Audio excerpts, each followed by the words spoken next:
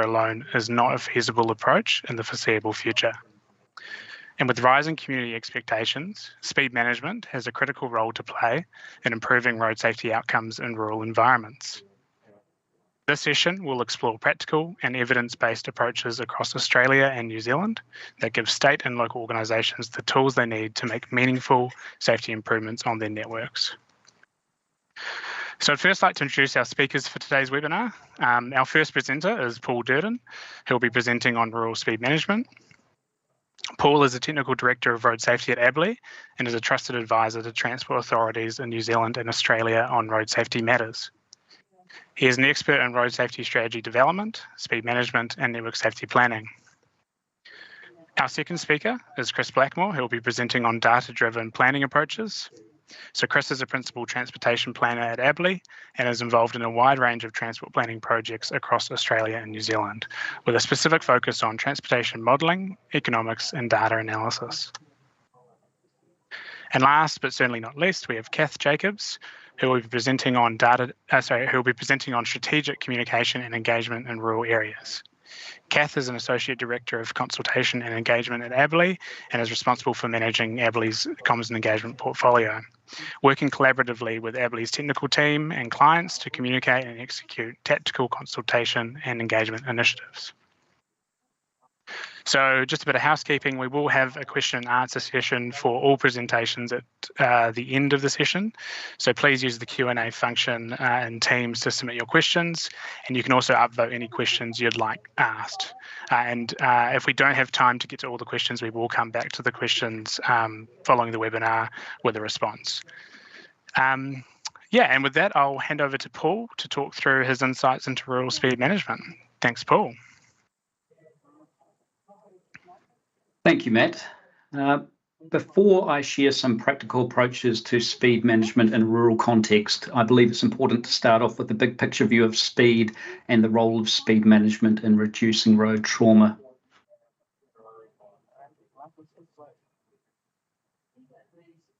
The Australian National Road Safety Strategy sets the direction for road safety in Australia.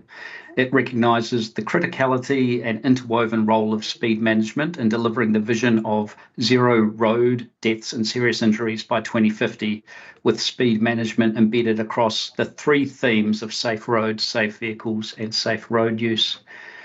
Several principles guide the strategy that are listed there, and today I'd like to focus on three of these principles, namely the safe system approach, the evidence-based approach, and the 10-year targets. Let's start with the safe system approach, which underpins the way we approach road safety in Australia. As a reminder, the principles of the safe system approach are that people make mistakes that lead to crashes. The human body has limited physical ability to withstand crash forces before harm occurs. A shared responsibility exists amongst those who plan, design, build, and use roads and vehicles, and all parts of the system must be strengthened to multiply their effects. Speed is at the core of a safe road system, as it influences whether a collision occurs, and if it does, the degree of injury sustained by those involved. Therefore, managing speed is an integral part of the safe system approach to road safety. And because speed is at the core of the safe system, this means that a safe system cannot be delivered without the effective management of speed, and all activities across the safe system pillars must work in unison towards achieving safe speeds. The second principle I'd like to touch on is the evidence-based approach. And the evidence base for speed management is overwhelming. Let's start by reminding everyone of the factors that speed influences. So a vehicle's speed influences several aspects, including a driver's field of vision, their reaction distance, the ability to control and maneuver a vehicle, the stopping distance, and kinetic energy transfer. And to achieve a safe system, vehicle speeds must be below critical thresholds to avoid death and serious injury outcomes for all road users present in the road environment. Many of you will be familiar with these S-shaped curves that demonstrate how survivability changes as a function of the crash type and the collision speed.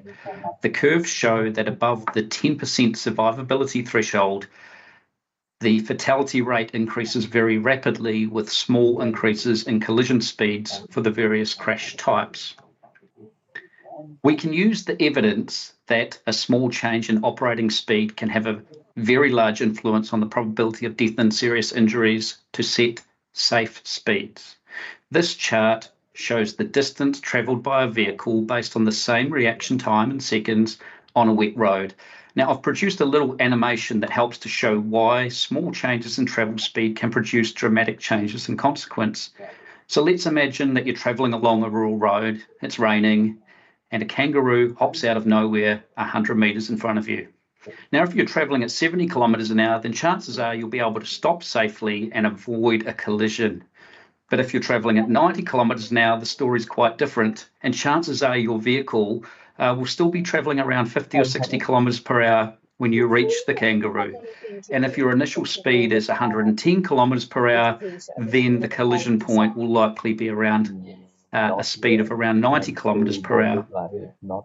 This image shows the outcome of crash simulations into fixed objects at 100 kilometres an hour and 60 kilometres per hour. Now, crashing into a kangaroo isn't the same, but equally, as a result of your braking and avoidance actions, especially on a wet road, you could easily lose control of your vehicle and collide with a fixed object, such as a large tree, that might produce an outcome similar to this.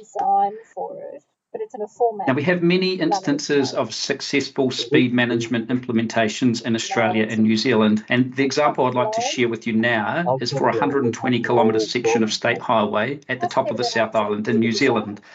A range of speed limit changes were introduced in December 2020 that replaced the default limit of 100 kilometres per hour. And the new speed limits included the use of 90, 80, and even sections of 60 on parts of the corridor with a particularly tortuous alignment. And in the previous 5 years, there had been 52 deaths and serious injuries on that corridor. Travel speeds were recorded along the corridor before and following implementation of the speed limit changes. And as you can see, average speeds were already well below the default limit of 100 kilometres an hour prior to the change.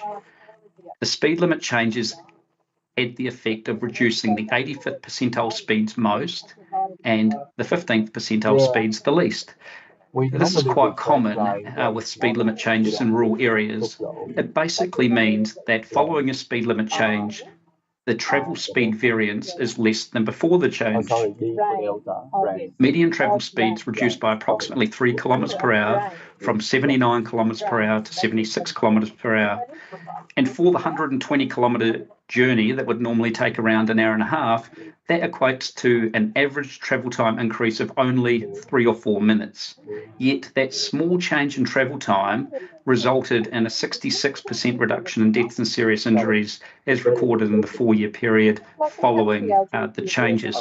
Now, I'll come back to this example later in the presentation. The third principle I wanted to touch on was that of the 10-year targets. And the National Road Safety Strategy includes targets for 2030 that include reducing fatalities by 50%, reducing serious injuries by 30%, and reducing the rate of these outcomes on a per capita basis. So how is Australia tracking? Well, I think most of you will be aware that the answer to that question is that trauma is tracking in the opposite direction of where we want to be. Based on road deaths up to July this year, it's almost certain that more people will die on Australian roads in 2025 than last year. And based on monthly trends, I would anticipate this will be around 1,380 lives lost, around 90 more than last year. Excuse me. And on a fatality rate basis per population, the trend is the same.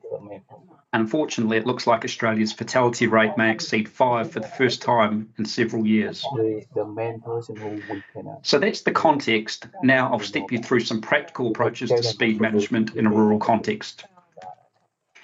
Before embarking on any speed management interventions, it's important to understand key speed zoning principles.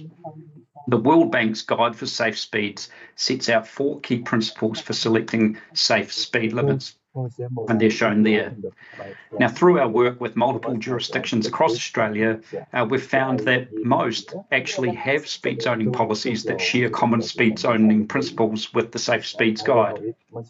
And these can be summarised as minimising harm based on the safe system approach, setting speed limits based on road function using a movement in place approach, matching speed limits with road design features to enhance credibility and compliance, and maximising well-being by setting speed limits that promote transport choice. So what do these principles mean in practice? Well, it means that speed limits should be set on the basis that people make mistakes and that the human body has limited physical ability to withstand forces before harm occurs. It also means higher speed should be reserved for roads with the highest movement function and vice versa, and that speed limit changes should be implemented in a coherent manner. In a rural context, the principle of maximising well-being by setting speed limits that promote transport mode choice has less relevance, and that's mainly applicable in urban environments, and we'll cover that off in our webinar that's coming up in a couple of weeks' time, where we talk about urban environment. Setting speed limits based on the safe system approach in a rural environment means setting speeds that reflect the level of safety provided by the road design and infrastructure that is present. This means that for roads with the highest speeds, we must include features that eliminate the possibility of head-on impact and provide infrastructure that minimises the transfer of kinetic energy from side-on impacts at intersections or impacts with significant roadside objects to within survivable thresholds. Where the design and infrastructure does not meet these criteria, then we must contemplate reducing speeds to enhance safety outcomes. This slide shows a range of rural road environments. Moving from left to right, we have roads with excellent or good design and infrastructure features, whereas those on the right tend to have none or very few safety features at all. Unfortunately, each of these roads has a common speed limit. Now, surely that shouldn't be the case. And how does that level of inconsistency help build confidence with the public? It certainly works against the principle of matching speed limits with road design features to enhance credibility and compliance. I'm sure that many of you will have a growing awareness and understanding of what star ratings are. Now, this next series of images provides a demonstration of how both speed and infrastructure impact star ratings. And I think it's important that we gain an understanding about that. So here we have a typical rural road with a speed limit of 100 kilometres per hour and a curvilinear alignment. The road has line marking but minimal shoulder, and the nature of the roadside environment is unforgiving. At 100 kilometres an hour, the road has a star rating of 2.7 stars, which is a 2-star road. Now, if the speed limit was reduced to 80 kilometres an hour, then we could immediately improve the star rating from a 2-star road to a 3-star road. It goes up to about 3.2, assuming a modest decrease in average travel speeds. Now, if the speed limit was retained at 100 kilometres per hour, but the shoulder was widened to enable the installation of continuous roadside barrier, then the star rating could be increased to around 3.8 stars. And with the same infrastructure in place at 90, that might improve marginally to 3.9 stars, and then around to 4.2 stars at 80 kilometres per hour. Now, the purpose of sharing these images is to help raise awareness that both speed and infrastructure play a role in star ratings, and when delivered together, they can really magnify the safety benefits. I want to come back to the example I shared earlier from New Zealand, where the speed limit was reduced from the default 100 limit to a combination of 90, 80 and 60 in the rural sections. The image shows, this image here shows the speed limits present in the highlighted section following the changes.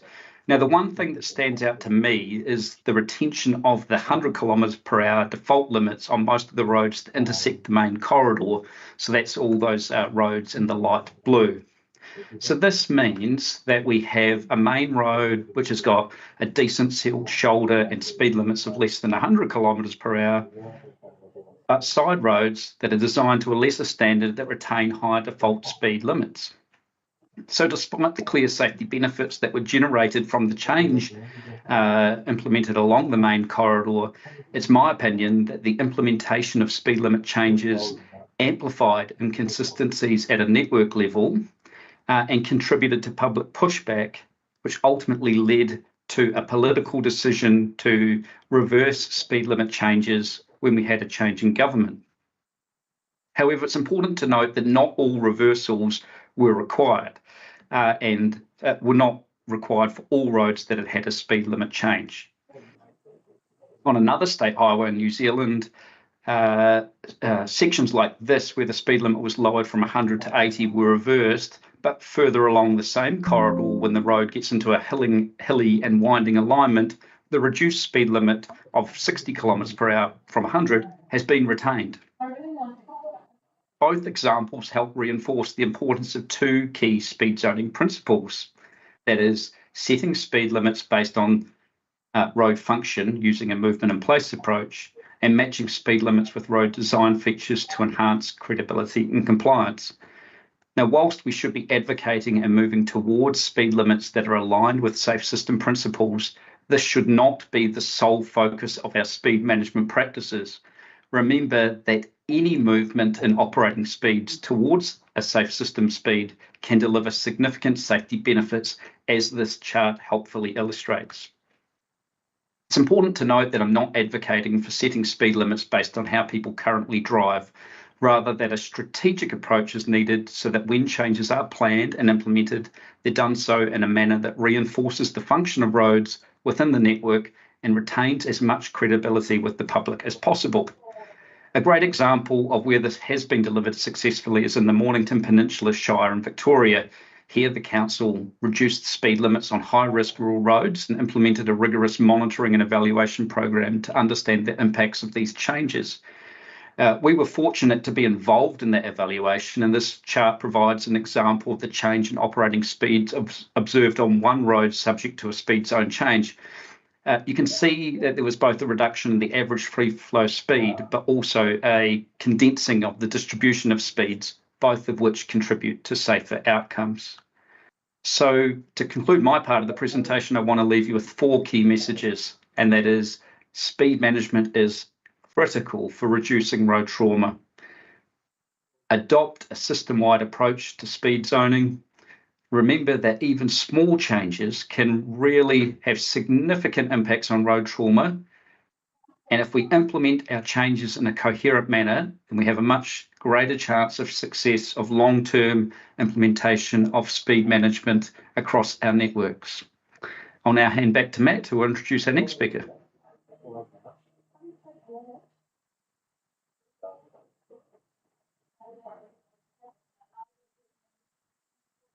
Thanks, Paul. Thanks for the presentation there, and over to Chris Blackmore for his presentation on data-driven planning.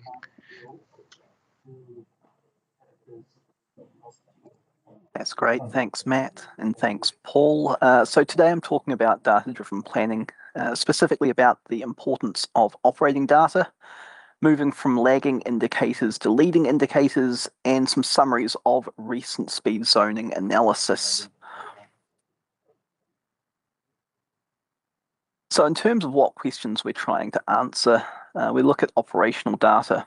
And operational data is essential to understand how roads are currently used and to support both technical analysis and narrative development. It can help debunk myths, for example, exaggerated travel delays, highlight safety and economic benefits, and build community trust. Data-driven insights provide confidence in decision-making and support stakeholder engagement. Kath will be speaking further on these points in the consultation and engagement discussion.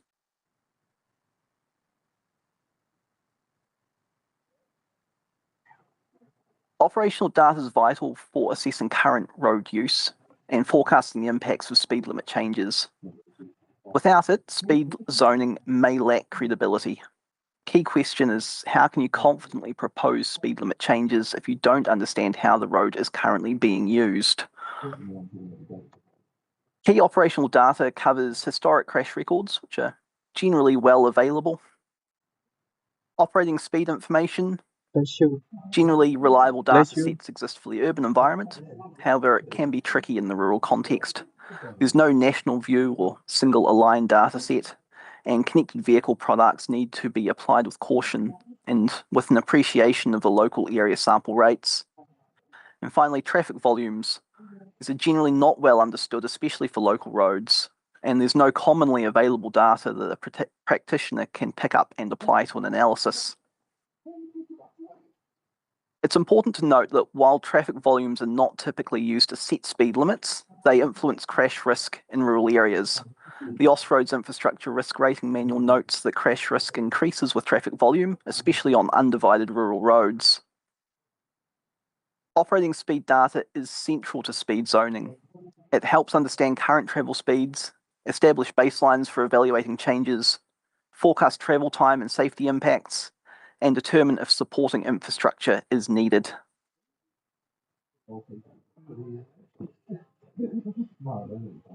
ABLI have been engaging with stakeholders as part of our contribution to the Austroads Guidance on Speed Management update.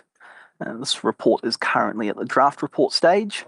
The main points from the literature review echo the evidence that Paul's discussed in terms of safety benefits. Benefits of speed management include reduced fuel use, reduced noise, improved public health, and improved mode shift, especially near rural settlements and along freight corridors. Travel time impacts are often minor, and data can help proactively counter public misconceptions around significant delays. Key point around national consistency was echoed from the Office of Road Safety report. A barrier for Australian reporting on these indicators appears to be the lack of nationally consistent data. Only 1 of 4 indicators can be reported on due to definitional and data collection methodology issues.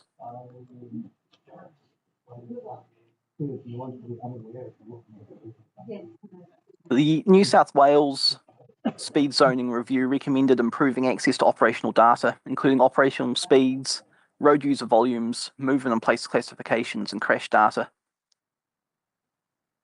With Transport for New South Wales, ABLI have developed a New South Wales-wide operating speed map, which utilises TomTom data. This tool can continue to be developed to integrate with other data sets, and in the future could also potentially include modelled traffic volumes.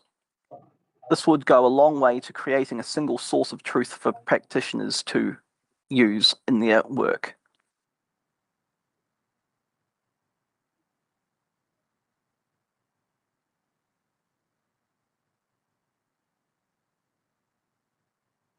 In terms of developing the analysis structure, there are 3 key questions to guide data scoping and collection. Is what analysis needs to be undertaken to support decision making, what data is needed for monitoring, and what data do I have already available. The requirements for supporting analysis may change depending on the jurisdiction you're acting within, the scale of the proposed changes, even down to the level of known focus topics or pain points for elected officials. You should also consider requirements for communication. It's easier and more efficient to be proactive rather than reactive when engaging with stakeholders. The second consideration is what data do I need to access to be able to undertake effective follow-up analyses as part of a structured monitoring program. We'll talk about leading and lagging indicators shortly. The main point at this stage is to make sure the data collected before changes are implemented does not leave gaps which are difficult or impossible to cover retroactively. Finally, what data is readily available? Once these questions are addressed, the subsequent data collection requirements should be relatively clear. Many jurisdictions may already have access to some form of vehicle data in the form of a regular monitoring program. However, additional data collection will almost certainly be required. A relatively recent development in terms of wide spatial coverage datasets are connected vehicle products, such as those provided by Compass IoT, HERE, or TomTom. These are very powerful in terms of the coverage which can be obtained, with rapidly increasing sample rates, especially around urban areas. These do need to be applied with caution in the rural context, as sample sizes do tend to drastically reduce outside of highways and key freight routes. At ABLI, we do frequently scope, recommend, and use these data sets for speed zoning analysis, but this needs to be done with an appreciation of the sampling limitations.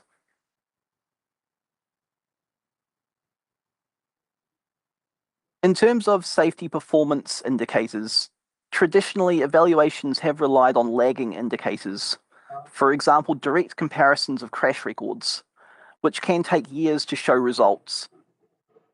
A shift towards leading indicators, for example, observed changes in operating speeds, allows an earlier detection and measurement of behavioural changes on our roads. This then enables timely interventions like increased enforcement or infrastructure upgrades if sufficient change is not being realised.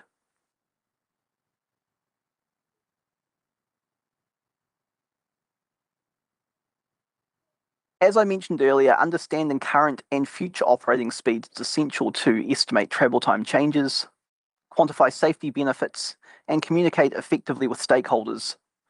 The screenshot on the right is an example from the existing operating speed data viewer that was created for Transport for New South Wales based on the TomTom operational speed data set.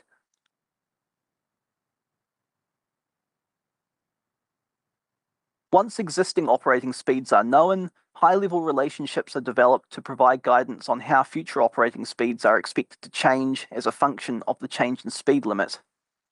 These can be estimated roughly using just speed limit information, but as Paul noted earlier, the main issue with speed limits on the rural network is that widely varying road contexts are often given the same blanket speed limit.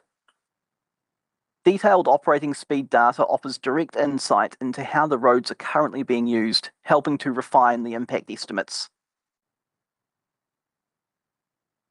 Once current and future operating speeds have been analysed, models can be used to estimate the change in safety benefits.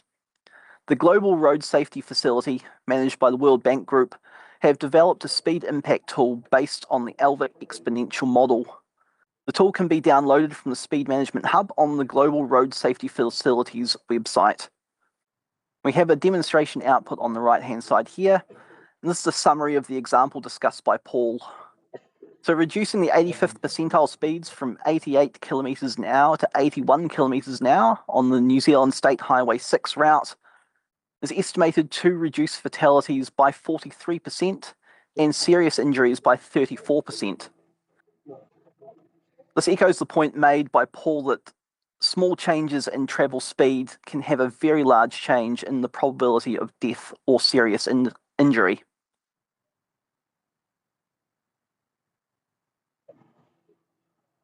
And now a quick overview of some of the leading indicator before and after studies undertaken in Australia and New Zealand. As Paul mentioned, ABLE were involved in a series of before and after studies for the Mornington Peninsula Shire, specifically looking at speed changes at 20 treated sites and 17 control sites. Over 3 after-period surveys, significant operating speed reductions were observed at the treated sites, around 6 kilometres an hour on average, or around 3 to 4 kilometres an hour when accounting for changes at the control sites. I apologise for the small size of the table, but hopefully we'll get the point across. On the left, speed changes observed in the After 3 study estimate an FSI reduction of around 20% over 5 years. Matching this to a 2-year before and after study looking directly at crash counts shows a control-corrected 20% reduction. This lagging indicator, that is the observed crash rate change, aligns well with the leading indicator estimates, which were observed speed changes. A 5-year follow-up was recommended to confirm the long-term impacts. In the New Zealand context, there have been many speed limit changes through the years. We've been through several periods of speed limit reviews, which range from rural default speed limit reviews in the 1970s through to structured urban and rural speed limit reviews undertaken by local authorities between the 2010s and until recently.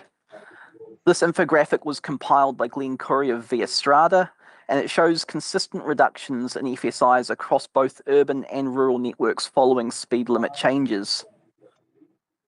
It's also worth noting that all of these numbers have been baselined to a 5-year before and after period for comparable control sites.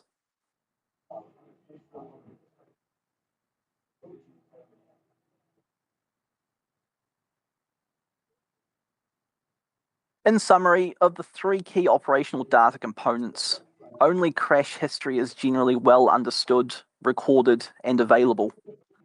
The lack of nationally consistent data impacts analysis both in terms of vehicle speeds and traffic volumes. Connected vehicle datasets can help to fill these gaps, but need to be applied with caution due to low sample rates in some rural areas. It's also worth keeping in mind that data analysis needs to provide insight into technical issues. There is a lot of benefit to be found in proactively incorporating communication and engagement requirements into the scoping of required data analysis. And with that segue, I'll hand back to Matt to move on to the next section.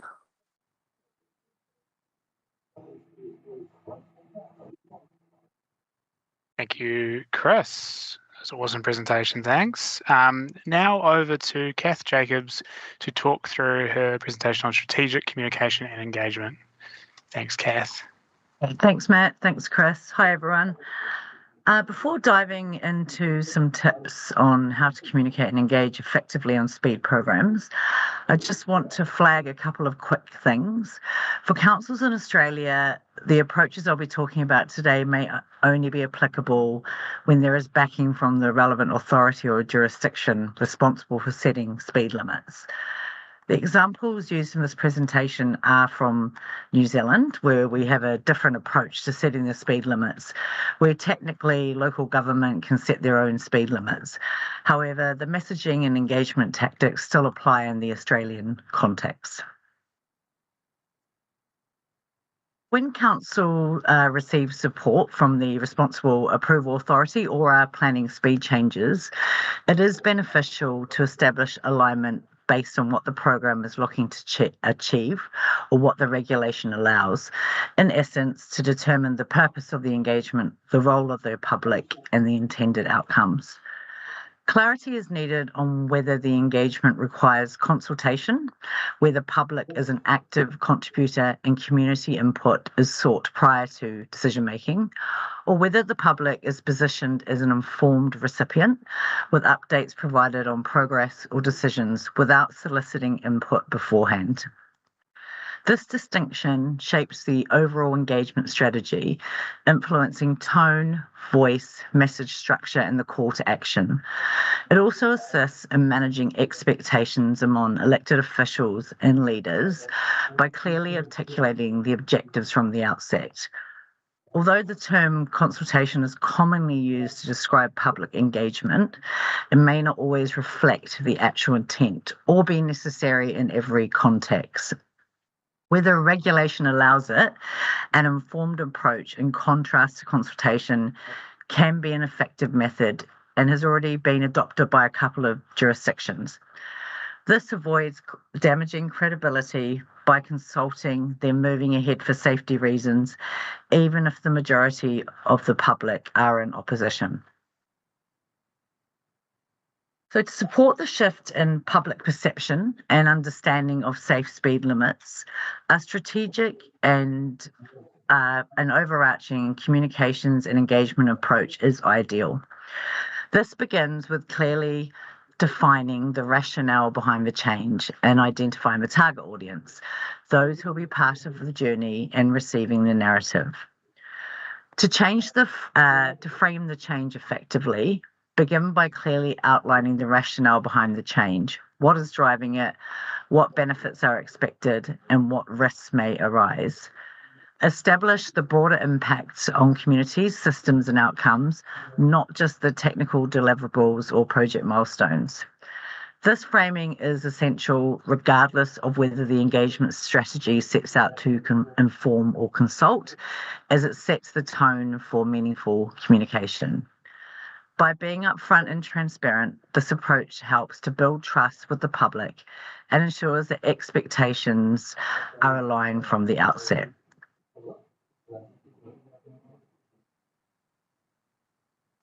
Next slide, please.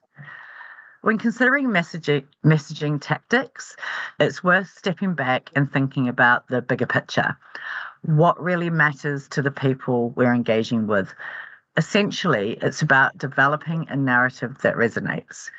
When it comes to speed programs, the story told should reflect the values that communities care about most. Things like feeling safe, getting places on time, and trusting that decisions are being made for the right reasons. To support this approach, and as Chris mentioned earlier, using solid evidence-based messaging to show the real impact of speed limits can be impactful. Not just the technical stuff, but how it affects everyday life, like reducing FSIs or how long it takes to get from A to B as a result of a speed change. Once new speed limits are in place, it's also important to measure the results and share them quickly. This helps build credibility, clears up any misconceptions, and shows people that the changes are actually working. And of course, not everyone sees things the same way, and the messaging needs to be tailored. What matters to a local business owner might be totally different from what matters to a parent or a transport planner. The key is to connect the facts to the values, so the story makes sense not just logically, but emotionally and socially too. Here is an example of some recent work done with the Far North District Council in New Zealand, where we supported their speed management consultation process. The approach focused on building a narrative that connected directly to community values, particularly around safety for all road users. Messaging was grounded in evidence-based data, evidence-based narrative, using data from the past 5 years to highlight the number of FSIs in the region.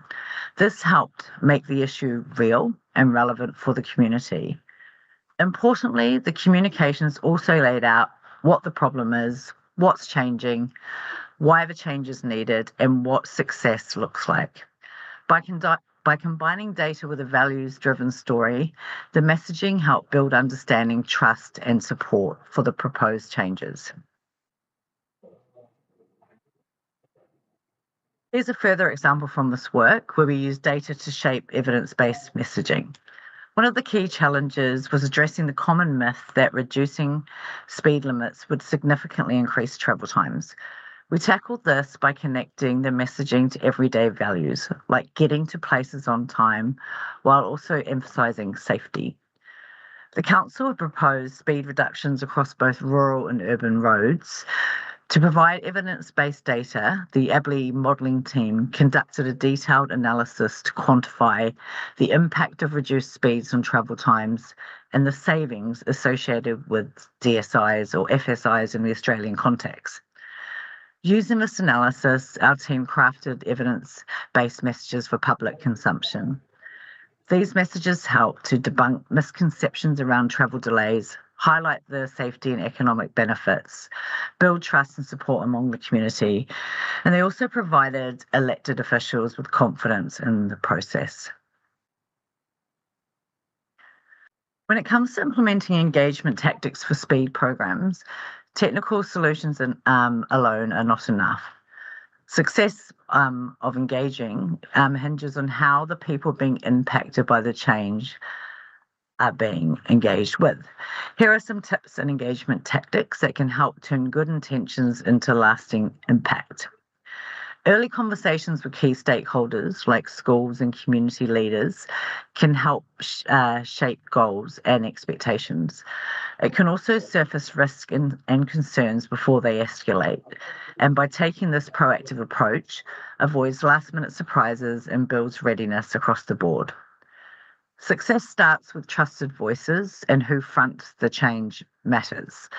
By onboarding champions from emergency services, community leaders to elected officials, this helps to build credibility and drives public confidence. Using layered communication channels can help to reach diverse audiences by blending traditional and digital methods, from flyers and letters to emails and interactive maps. It is also key to prioritise accessibility and the use of plain language. Not everyone engages the same way, so meeting people where they are, whether that's online through a targeted webinar for a technical audience or at a community hall for the public, engagement tactics used should be relevant, inclusive, and accessible. Cultural and community partnerships is about being intentional with who we work with and how we show up.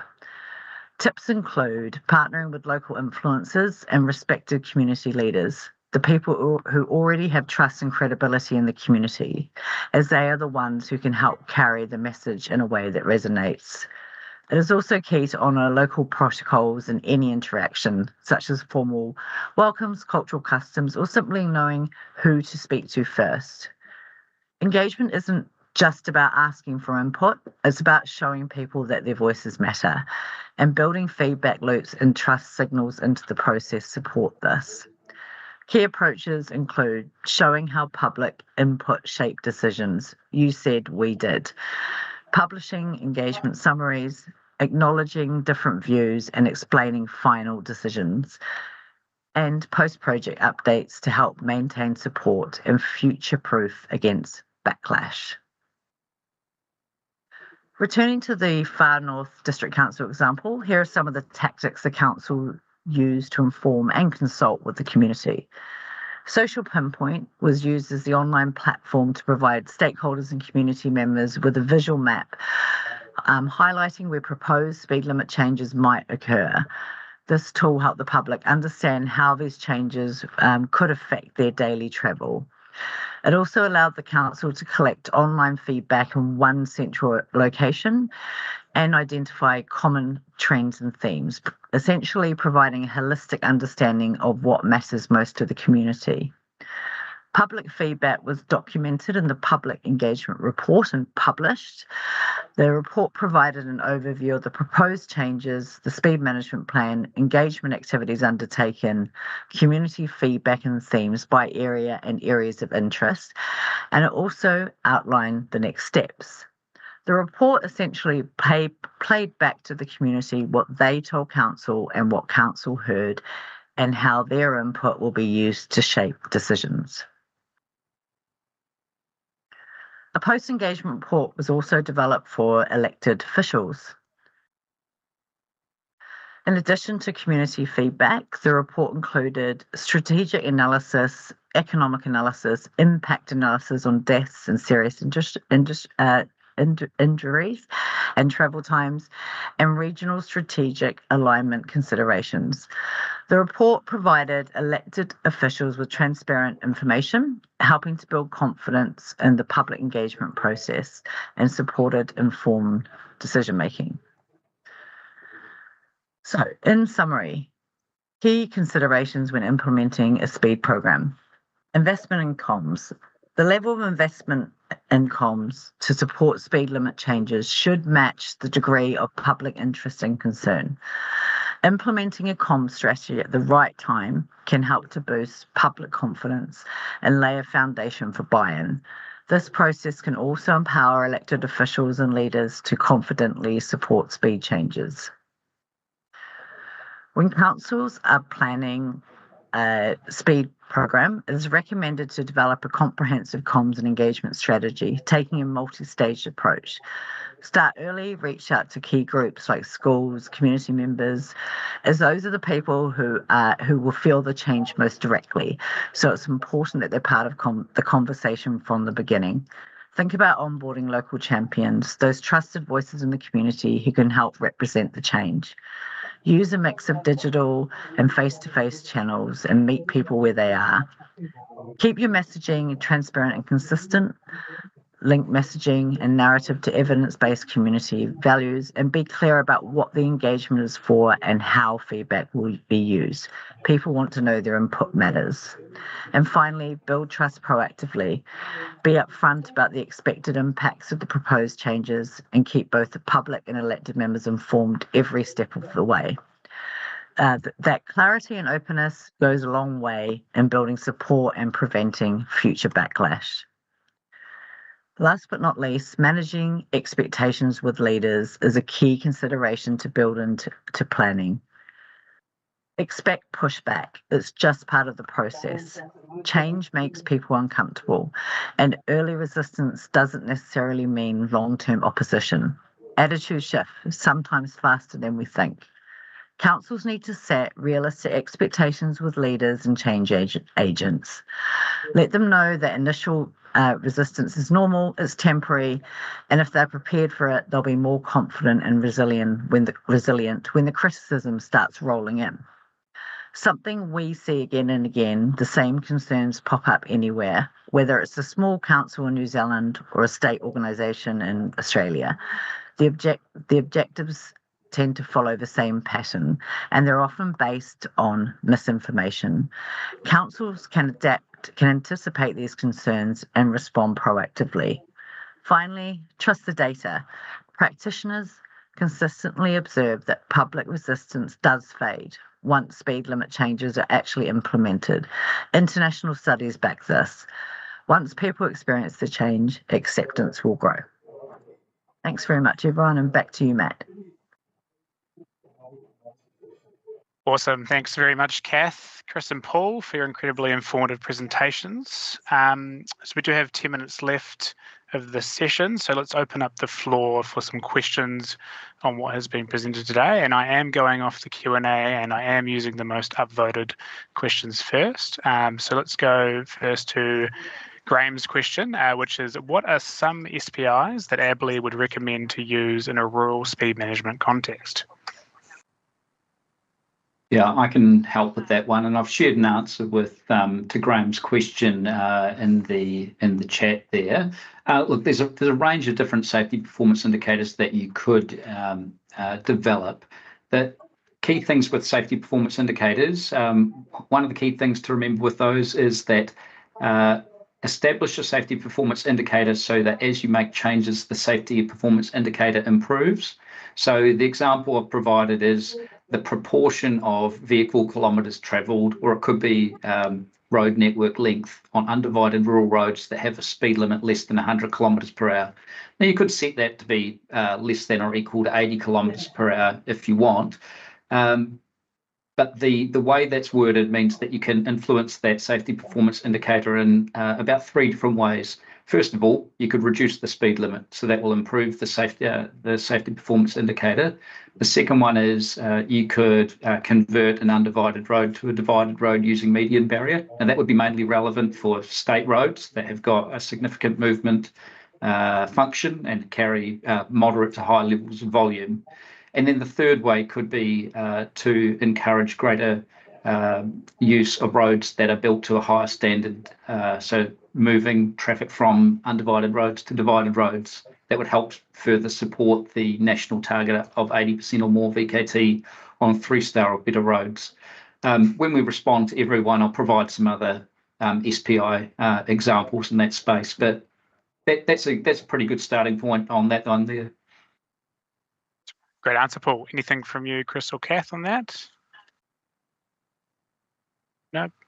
Awesome. No, All right. nothing else, Sean. Thanks. Let's move on to a question from Brett. So to help with engagement, is anyone aware of a method to estimate the economic benefits of reduced trauma and disruption associated with implementing appropriate speed limits? This could be contrasted against the typical arguments around increased travel times.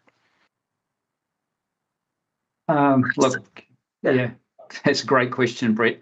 I am aware of a presentation and a peer-reviewed, I'm just reading it now, a fully peer-reviewed report that Ping Sim of Auckland Transport recently shared that was based on research undertaken on the network disruption cost of serious crashes in Auckland. So what I will do is I will share that LinkedIn link with everyone as part of the response here, but I think that that's really useful because we're often having conversations about, well, it takes someone an extra 2 minutes to get here and 3 minutes to get here. But when we have when we have an incident, particularly on a major movement corridor, we often end up with massive delays to everyone. And if we can avoid those, then there must be significant economic benefits associated with reduced trauma. Now, interestingly, on a lot of those motorway networks, when we're in managed motorway situations, they often have speed limits less than 100 kilometres per hour as well, which, when you consider the safety features that are built into those roads, doesn't make sense for roads without those safety features to be left at 100 or even 110, depending on which part of the country you're in. Great stuff, Paul. Chris, Kath, were you going to say anything on that? Just in terms of the economics, there was some really good work done by, I think it was Max Cameron, across New Zealand and Australia. I'll see if I can grab the reference to that and add it to the chat as well. My key takeaway for that is when you're talking about economics, it's really important to balance all of the economic benefits against the travel time change. Regulations and appraisal procedures in New Zealand and Australia generally focus on using the value of statistical life, which is a surveyed value that people would potentially pay to avoid injury or death.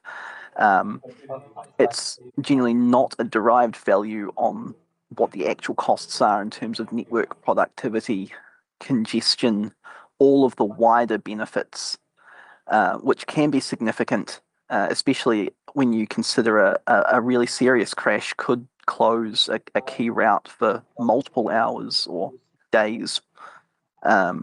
So, yeah, again, my overall advice would be to make sure you are comparing and contrasting things equally and including all of those wider costs as well. Great addition, Chris. No, thanks, guys. It's really good answers. And I think we probably have time for one more question. So we've got Ross's question is, are you able to advise on how evidence-based messages are received by the community? Maybe to you, Kath. I think from the example used in the presentation, so some of the typical myths are around increasing speed reductions will increase travel time. So we were proactive working with the council to make sure that to implement those messages, which in the long run sort of quieten the noise coming from the community. It also gave elected officials sort of the confidence as they weren't getting such backlash from the community, and we were able to tell that story using the economic benefits, but translate into plain language to tell that story to the community and how less of an impact speed reductions would have in their daily lives. Hopefully that answers your question.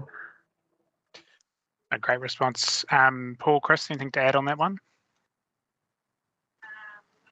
Nope. No, look, Kat's the expert in that space, but I think it's really useful to share in as much information as you can as possible with the community about how people currently travel on roads and what the expectations will be in terms of additional travel time. There's often a lot of deviation between what people think the impacts will be on them and then what they will be in reality. And as Kath said, over time, change becomes accepted more widely.